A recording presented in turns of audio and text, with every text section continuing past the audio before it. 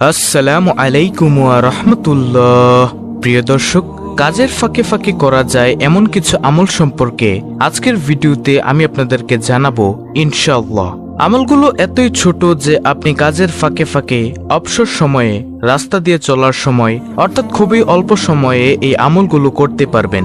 আমলগুলো খুবই ছোট কিন্তু এর ফজিলত অনেক অনেক বেশি। কাজের ফাঁকে কিংবা অবসর সময়ে মানুষ কত কাজই না করে থাকে। কেউ গান শোনে, কেউ নাটক, সিনেমা কিংবা মুভি দেখে সময় অতিবাহিত করে। কিন্তু এই অবসর সময় কিংবা কাজের ফাঁকে ছোট ছোট অনেক দোয়া ও জিকির আছে যা পড়েও মানুষ প্রশান্তি পেতে পারে। আর এসব জিকির ও দোয়ার ফজিলত, মর্যাদা এবং সওয়াবও অনেক অনেক বেশি। সুপ্রিয় দর্শক, বান্দার প্রতিটি আমল আল্লাহর কাছে অনেক দামি। ছোট ছোট আমলও কিয়ামতের দিন বিপুল সওয়াবে পরিণত হবে।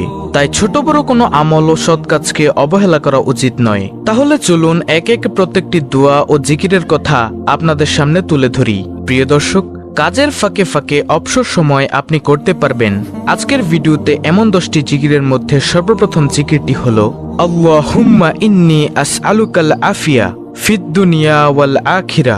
অর্থ হলো, হে আল্লাহ, তোমার কাছে আমি দুনিয়া ও আখিরাতের নিরাপত্তা ও সুস্থতা কামনা করছি। সুবহানাল্লাহ। প্রিয় দর্শক, দেখুন কত সুন্দর একটি জিকির।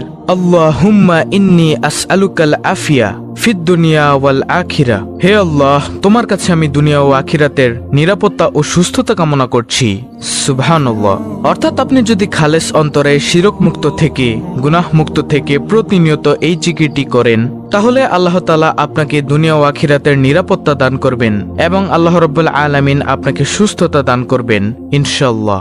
প্রিয় দর্শক, কাজের ফাঁকে ফাঁকে অবসর সময়ে আপনি করতে পারবেন আজকের ভিডিওতে এমন 10টি জিকিরের মধ্যে দ্বিতীয় নম্বর জিকিরটি হলো লা ইলাহা ইল্লা আনতা সুবহানাকা ইন্নী কুনতু মিনাজ জালিমিন। প্রিয় দর্শক, এটি হচ্ছে দোয়া ইউনুস। এর অর্থ হলো, তুমি ছাড়া কোনো মাবুদ নেই, তুমি পবিত্র সুমহান, আমি নিশ্চয়ই জালিমদের দলভুক্ত। প্রিয় দর্শক, এই জিকিরটির ফজিলত হলো, দৈনিক একবার দোয়া ইউনুস পড়লে পদমর্যাদা সমুন্নত হয়। আল্লাহ তার রুজি রোজগারে সমৃদ্ধি দান করেন, দুঃখ, যন্ত্রণা, পেরেশানি, অশান্তি ও কষ্ট প্রভৃতি দূর করেন, তার জন্য সব রকমের কল্যাণের দ্বার খুলে দেন, শয়তানের প্ররোচনা থেকে তাকে রক্ষা করেন। প্রিয় দর্শক, কাজের ফাঁকে ফাঁকে অবসর সময়ে আপনি করতে পারবেন আজকের ভিডিওতে এমন 10টি জিকিরের মধ্যে তৃতীয় নম্বর জিকিরটি হলো সুবহানাল্লাহি ওয়া বিহামদিহি সুবহানাল্লাহিল আজিম। অর্থ, মহান সেই আল্লাহ এবং তারই সকল প্রশংসা। মহান সেই আল্লাহ যিনি সর্বোচ্চ মর্যাদার অধিকারী। আবু হুরায়রা রাদিয়াল্লাহু তাআলা আনহু থেকে বর্ণিত হাদিসে রাসূল সাল্লাল্লাহু আলাইহি ওয়াসাল্লাম বলেন, দুটি বাক্য এমন রয়েছে যা বলা সহজ, আমলের পাল্লায় অনেক ভারী আর আল্লাহর কাছেও অধিক পছন্দনীয়। সেটি হলো সুবহানাল্লাহি ওয়া বিহামদিহি সুবহানাল্লাহিল আজিম। বুখারী শরীফের হাদিস, হাদিস নম্বর 6406। এছাড়াও রয়েছে অসংখ্য ফজিলত। আপনি কাজের ফাঁকে ফাঁকে অবসর সময়ে এই আমলটি করতে পারেন। প্রিয় দর্শক, কাজের ফাঁকে ফাঁকে অবসর সময়ে আপনি করতে পারবেন আজকের ভিডিওতে এমন 10টি জিকিরের মধ্যে চতুর্থ নম্বর জিকিরটি হলো সুবহানাল্লাহ। হযরত সাদ ইবনে আবি ওয়াক্কাস রাদিয়াল্লাহু তাআলা আনহু বলেন, আমরা রাসূলুল্লাহ সাল্লাল্লাহু আলাইহি ওয়াসাল্লামের নিকট ছিলাম। তিনি বললেন, তোমাদের কোনো ব্যক্তি প্রত্যেক দিন 1000 নেকি অর্জন করতে সক্ষম কি? তন্মধ্যে একজন বললেন, আমাদের মধ্যে কোনো ব্যক্তি কিভাবে 1000 নেকি অর্জন করবে? তখন রাসূল সাল্লাল্লাহু আলাইহি ওয়াসাল্লাম বললেন, 100 বার সুবহানাল্লাহ বললে তার জন্য 1000 নেকি লেখা হবে অথবা তার 1000 পাপ মোচন করা হবে। মুসলিম শরীফের হাদিস, মিশকাত শরীফের হাদিস। এছাড়াও রয়েছে অসংখ্য ফজিলত। প্রিয় দর্শক, কাজের ফাঁকে ফাঁকে অবসর সময় আপনি করতে পারবেন আজকের ভিডিওতে এমন 10টি জিকিরের মধ্যে পঞ্চম নম্বর জিকিরটি হলো আলহামদুলিল্লাহ। আলহামদুলিল্লাহ শব্দের অর্থ সমস্ত প্রশংসা মহান আল্লাহর জন্য। যে কোনো উত্তম, আনন্দময় ও শুভ খবরে ভালো কিছুর জন্য এটি বলা হয়ে থাকে। পছন্দনীয় কিছু দেখলে বা শুনলে আলহামদুলিল্লাহ বলতে হয়। হাদিসে আছে, আল্লাহর মহত্ব বর্ণনা ও প্রশংসার জন্য আলহামদুলিল্লাহর চেয়ে উত্তম বাক্য আর নেই। তিরমিজি শরীফ। আলহামদুলিল্লাহ নেকির পাল্লাকে ভারী করে দেয়। এছাড়াও রয়েছে অসংখ্য ফজিলত। দর্শক, কাজের ফাঁকে ফাঁকে অবসর সময়ে আপনি করতে পারবেন আজকের ভিডিওতে এমন 10টি জিকিরের মধ্যে ষষ্ঠ নম্বর জিকিরটি হলো লা ইলাহা ইল্লাল্লাহ। লা ইলাহা ইল্লাল্লাহ এর অর্থ হলো, আল্লাহ ছাড়া কোনো সত্য মাবুদ বা উপাস্য নেই। এটি হচ্ছে ইসলামের চূড়ান্ত কালেমা, মানব জীবনের পরম বাক্য। এই মহামূল্যবান বাণীর রয়েছে বিশেষ মর্যাদা এবং এর সাথে সম্পর্ক রয়েছে বিভিন্ন হুকুম আহকামের। প্রিয় দর্শক, 1 মিনিটে আপনি লা ইলাহা ইল্লাল্লাহ প্রায় 50 বার পড়তে পারেন। এটি সর্বশ্রেষ্ঠ বাক্য ও তাওহীদের বাণী। যে ব্যক্তির শেষ বাক্য হবে লা ইলাহা ইল্লাল্লাহ, তিনি জান্নাতে প্রবেশ করবেন। এছাড়াও এর ফজিলত ও মর্যাদার ব্যাপারে আরো অনেক বর্ণনা রয়েছে, যা বলতে গেলে ভিডিও আরো বড় হয়ে যাবে। তাহলে গেল 6 নম্বর আমল, অর্থাৎ লা ইলাহা ইল্লাল্লাহ জিকির করা।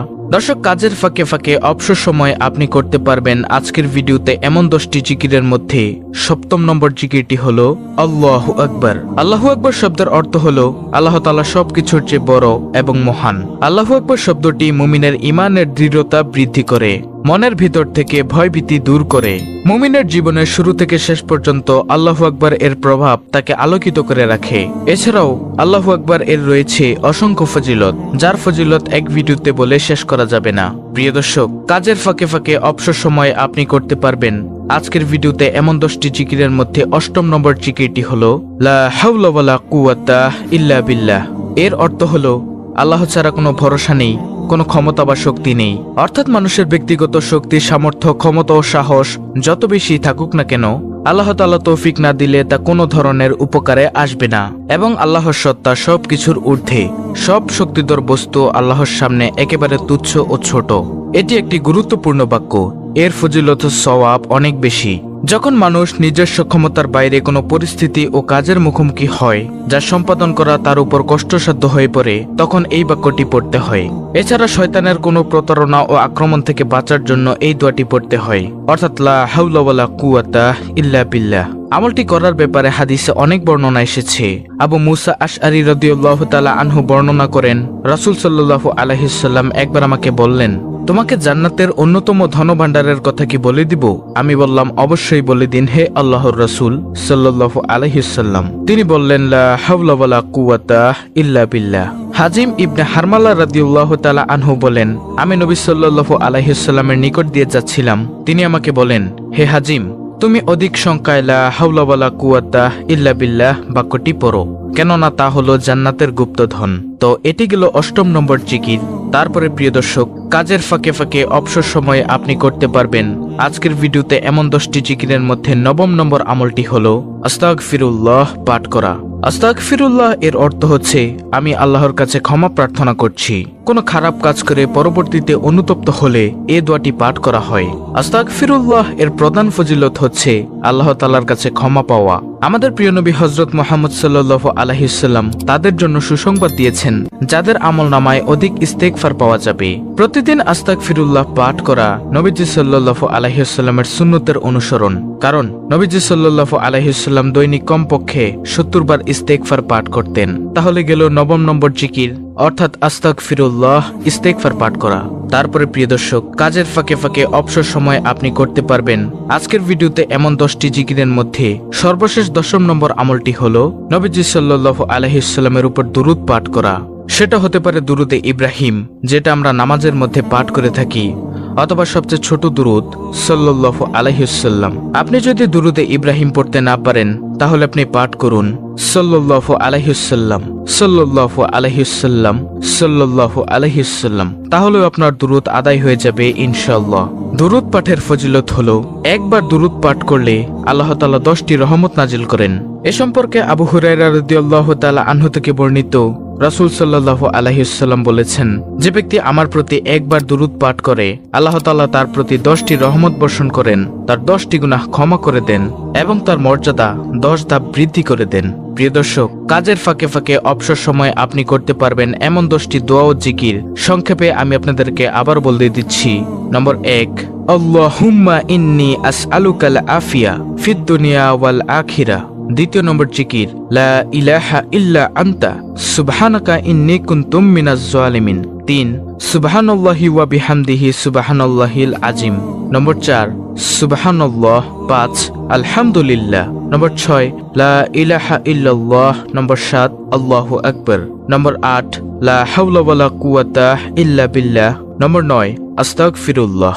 সর্বশেষ 10 নম্বর আমল, নবীজি সাল্লাল্লাহু আলাইহি ওয়াসাল্লামের উপর দুরূদ পাঠ করা, যে কোনো দুরূদ। এগুলো আপনি কাজের ফাঁকে ফাঁকে, অবসর সময়, রাস্তা দিয়ে চলার সময় পাঠ করতে পারেন। ইনশাআল্লাহ অনেক অনেক সওয়াব অর্জন করতে পারবেন। দর্শক, অত্যন্ত গুরুত্বপূর্ণ একটি ভিডিওটি ভালো লাগলে অবশ্যই চ্যানেলটিকে সাবস্ক্রাইব করে বেল বাটন অল বাজিয়ে দিবেন। ভিডিওটিতে একটি লাইক দিবেন এবং কমেন্টে আমিন লিখবেন এবং অন্য মুসলিম ভাই বোনদের কাছে ভিডিওটি শেয়ার করে দিবেন, যেন তারাও দেখে শিখে আমলটি করতে পারে। আল্লাহ রাব্বুল আলামিন আমাদের সকলকে এই 10টি আমল সহিশুদ্ধভাবে করার তৌফিক দান করুন। আমিন।